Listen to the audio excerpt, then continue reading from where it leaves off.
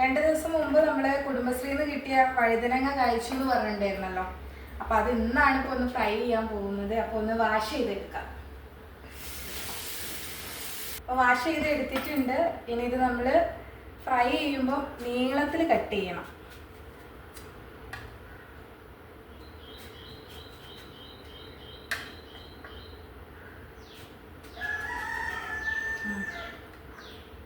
അപ്പോൾ നമ്മൾ വഴുതനയൊക്കെ നമ്മൾ കട്ട് ചെയ്ത് ഇതാ ഇങ്ങനെ വെച്ചിട്ടുണ്ട്. ഇനി ഇതിലോട്ട് നമുക്ക് മസാല ചേർക്കാം.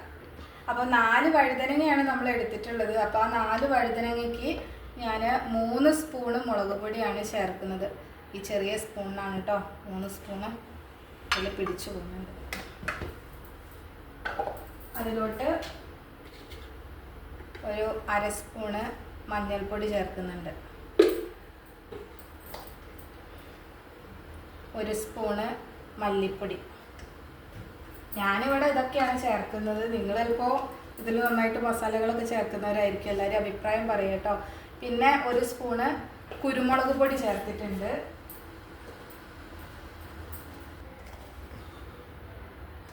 ഒരു സ്പൂണ് പൊടിയുപ്പാണ് കേട്ടോ ചേർക്കുന്നത്. ഇനി ഇതെല്ലാം കൂടെ നമ്മൾ മിക്സ് ചെയ്യാണ്. മിക്സ് ചെയ്യുമ്പം ഞാൻ ചേർക്കാറ് വെളിച്ചെണ്ണയാണ്. വെളിച്ചെണ്ണ ഒഴിച്ചിട്ടാണ് ഞാനിത് മിക്സ് ചെയ്യാറ്. ചിലർ വെള്ളം ചേർക്കാറൊക്കെ ഉണ്ട്.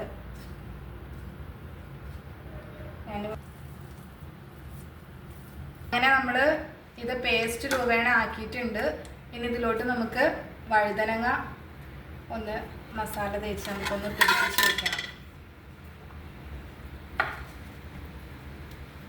നമ്മളത് മാറ്റി വയ്ക്കാം. ഇവിടെ എൻ്റെ മോൾക്ക് ഭയങ്കര ഇഷ്ടമാണ് വഴുതനങ്ങ ഫ്രൈ ചെയ്യുന്നത്.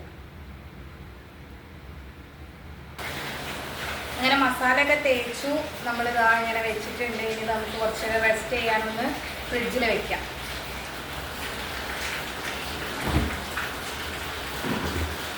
ഇനി നമുക്ക് വഴുതനങ്ങ ഫ്രൈ ചെയ്തെടുക്കാം. അത് നമുക്കൊരു പാൻ വെച്ചിട്ട് ചൂടാക്കാം. നന്നായിട്ട് ചൂടായിട്ട് വന്നിട്ടുണ്ട്. സമയത്ത് നമുക്ക് കുറച്ച് വെളിച്ചെണ്ണ ഒഴിച്ചു കൊടുക്കാം.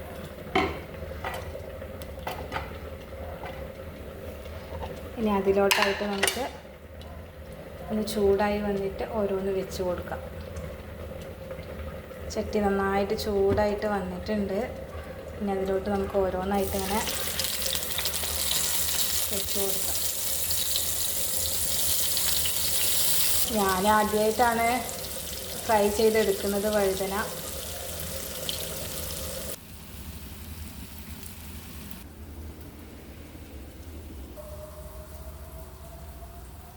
അങ്ങനെ നമ്മളുടെ വഴുതനങ്ങ ഇതാ ഫ്രൈ ചെയ്തെടുത്തിട്ടുണ്ട്. എൻ്റെ മോൾക്ക് ഭയങ്കര ഇഷ്ടമാണ്. ഞാൻ ആദ്യമായിട്ട് ചെയ്യാണ്.